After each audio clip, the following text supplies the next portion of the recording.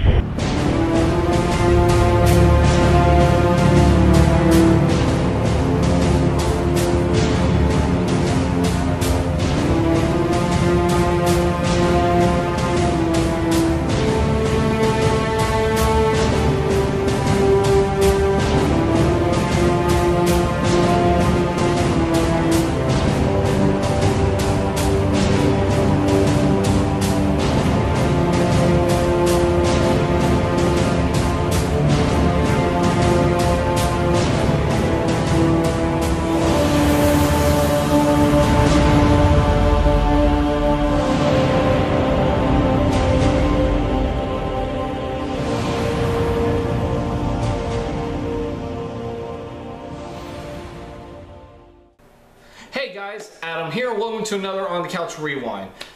We are at our last rewind for Terminator Marathon, because tonight I will be seeing Genesis. So, Terminator Salvation. This one is mixed. This movie is very, very, very mixed among fans. A lot of people consider this the worst Terminator. Some people consider it like, eh. Like, me, I'm, eh. I mean, I'm not kidding. Like, Salvation, I was looking forward to. I really was. And I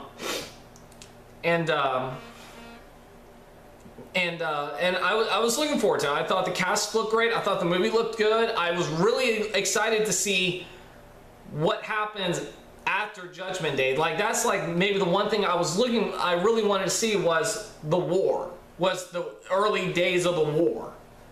And they did show it. And it's okay.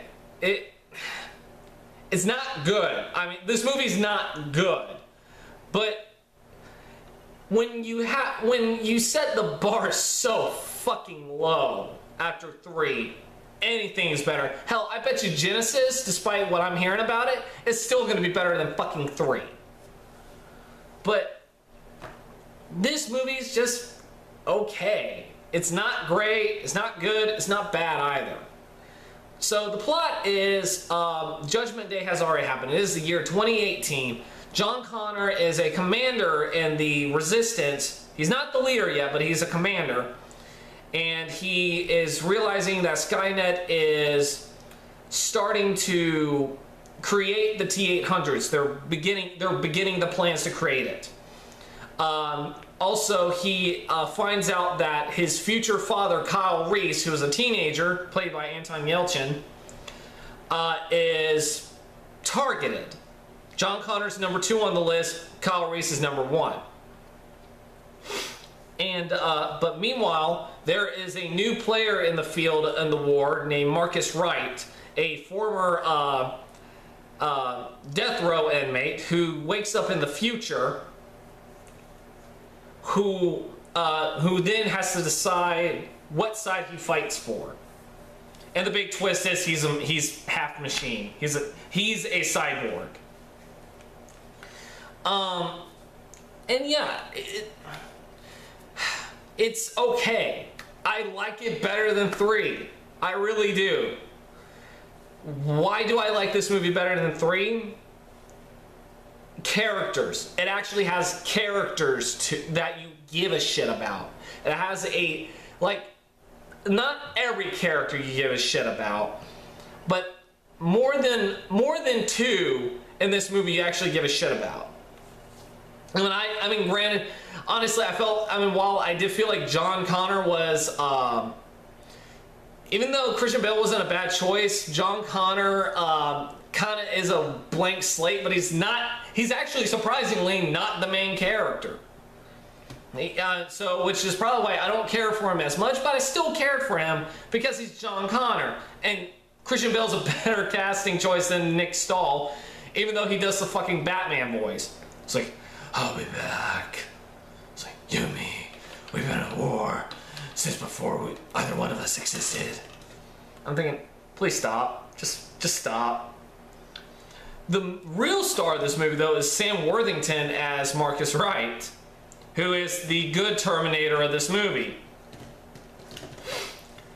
And you know what? This guy had potential of being a big star. Like, this guy came out of fucking nowhere when Terminator Salvation came along. And then later that year, he had Avatar. And so he was this big star for 3 years, and then just... I mean, the last movie I saw him in was Sabotage, and I thought he was fine in that. And you know what? I'm not on the Sam Worthington hate bandwagon. I actually think he's a decent actor. I think he's got enough range. He just needs the right role. He does. He needs the right role. He needs the right script. Here he had a decent enough script that he was able to make it work. Especially someone who's conflicted in deciding whether he wants to be a machine or a man, even though it's not really much of a conflict. And he's a good action lead. He can pull off being an action lead. He would have also made a fantastic Mad Max. I'll get to that. Anton Yelchin as Kyle Reese, I thought he was good. I thought he was. Like, he plays a young Kyle Reese. And I could believe that this is the same Kyle Reese that goes back in time in the year 2029. Like, I can believe that this is one and the same person. And then you got Moon Bloodgood, who isn't a bad actress, but I didn't really care for her character in this. Like I said, there's more. Like I said, there are 3 characters that I cared for, so it's not as bad as Terminator. But Moon Bloodgood's character, she was the forced romantic interest in this movie for Marcus Wright. And then you got Bryce Dallas Howard as Kate Connor now, taking over for Claire Danes. And you know what? Despite her limited screen time, she and Christian Bale have better chemistry than Nick Stahl and fucking Claire Danes did. Michael Ironside's in it too, which is awesome. He's Michael Ironside. He's playing a stereotypical asshole general. That's it. That's all you need to know. And Helena Bonham Carter's in it for like a brief cameo. She plays Skynet, and a doctor with cancer. And yeah, those are the characters. Now, the one thing I noticed just like earlier today when I watched this was someone had told me that it didn't feel like a Terminator movie. Like 3 felt more like a Terminator movie. And while I said I disagreed because I really hated Terminator 3, I can understand where they're coming from because I did watch this movie. Like the first half, like a good chunk of this movie is Marcus Wright and Kyle Reese escaping Terminators. And the way it is shot, the way it is lit, the way, the feel, the aesthetics, everything, it doesn't feel like a Terminator movie. Now, I know this is a post-apocalyptic war, but it doesn't feel like Terminator. It feels like Mad Max. Hence why I said Sam Worthington would not have been a bad Mad Max. That's exactly the vibe I was getting from this movie. This was Mad Max. This wasn't Terminator. Now, does that make me hate this movie? No, but it is what leaned me towards the So, I mean, but it was still entertaining, unlike fucking Terminator 3. Also, the action was grounded. Really grounded. Again, unlike Terminator 3. Oh, one other actor I forgot to mention, Common is in this. And this is pre-Hell on Wheels Common. Like pre-Season 2 Hell on Wheels Common. Where he has no charisma, no emotion whatsoever. And you know what's funny? Terry Crews was in this movie too. For one scene as a dead body. And he was playing Common's brother, which made me go, why the fuck is this guy not... I mean, why is Terry Crews not the second lieutenant? Why is he not given more screen time? And it turns out that he had scenes, but they cut him out, which is bullshit because Terry Crews has more charisma and more likability than Common did back in 2009. So I'm a little disappointed that they decided to go with fucking Common and not Terry Crews. Terry motherfucking Crews. And then you got, and that's the thing though, is there are problems with this movie. Like the fact that sometimes it doesn't feel like a Terminator movie. Hell, it doesn't feel like a Terminator movie until the second half. The other problem I have with it, besides some of the acting, are the unnecessary references. Like, we get it. This is a Terminator movie. You don't have to keep doing callbacks to the original or the second one. You just don't.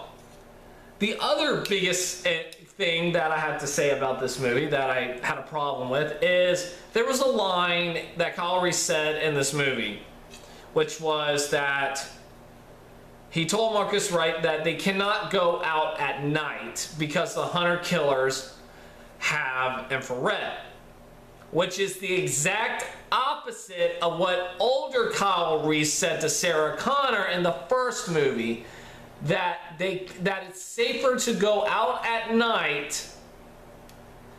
You just have to watch out for hunter killers. In other words, it's like, so either he didn't realize that he could sneak around at night, or someone didn't pay close enough attention in the first movie. And that's the thing about time traveling movies that's kind of a pet peeve for me, is continuity. When you're traveling through time, you've got to make sure you have continuity. It has to happen. You have to make sure the continuity works. So you've got to go down to the very last detail. The look of the characters, of what they look like back then, what they said. You've got to do that. It is a time traveling movie, so you've got to make sure continuity works here. Continuity is kind of key here. Action scenes, like I said, are grounded and not bad. Especially when it became Mad Max. It was a lot with robots. It was actually kind of fun. It wasn't jarring. It wasn't aggravating. It was well done enough. Even though it was a PG-13. Well, correction. I watched the director's cut, which was the R-rated version. And the most R-rated thing about this movie is Moon Bloodgood's titties. They show her titties in a wide shot, silhouetted. There's your R rating. I'm sorry, that is not an R rating. That is a PG-13. That's a very hardcore PG-13. So you done fucked up. And this, I mean, that's the other problem I have with it. It's PG-13, and it is pretty dark and gritty. This was like 2009. This was post Dark Knight, where everything had to be dark and gritty. Had to look dark and gritty, like quite literally dark and gritty looking. And while that works with Terminator to a degree, it doesn't always work. But I thought the action was fine, even though it was PG-13. I always had a problem with it being PG-13. Even when it was announced, I just felt like it should not have been PG-13. Oh god. One of the other now, like, the final fight between John Marcus and the T-800 was pretty cool. Like, it was nice to see well, it was CGI faced Arnold, but it was really cool because it actually looked good. Like, some of the CGI is not bad in this movie at all. It's pretty decent. And it was nice seeing, like, other Terminators, like the Moto Terminator or the Harvester, which is this giant Transformer Terminator. Seeing Hunter Killers again was cool, and all that. I'm trying to actually think on what else there was about this movie.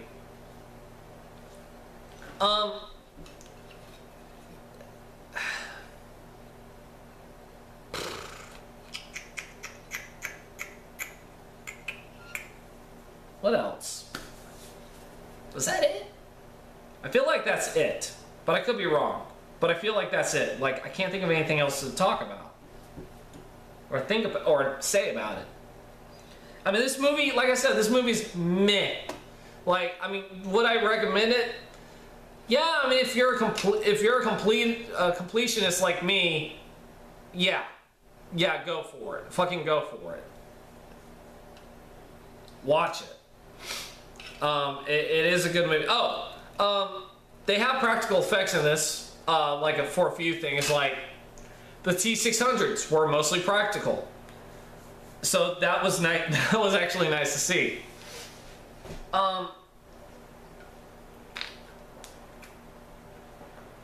But yeah, it's okay. It's not bad. It's not good. It's just meh. So yeah, there's that. And Linda Hamilton makes a cameo as voice recordings when she was younger and she was pregnant with John. But here, when you listen to them, it is very obvious. Either this is like recordings they found from the set, or, well, which I doubt, or they did get Linda Hamilton to do this, and she just didn't give a flying fuck. She just, it just wasn't, she just didn't want to do it. So there's that. So yeah, Terminator Salvation, it's okay.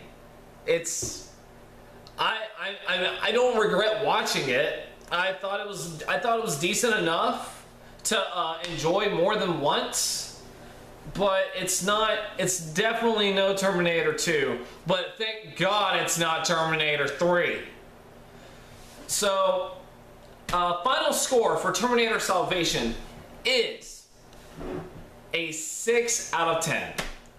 I thought it was okay. It's not, like I said, it's not bad. It's not good either. It's not great at all. It's just okay. I mean, it's decent enough that you don't get mad at this, as long as you just kind of look past some of the continuity errors, if you can. So yeah, I'm done. So I'm done with this. So I will be back later tonight or tomorrow with my review of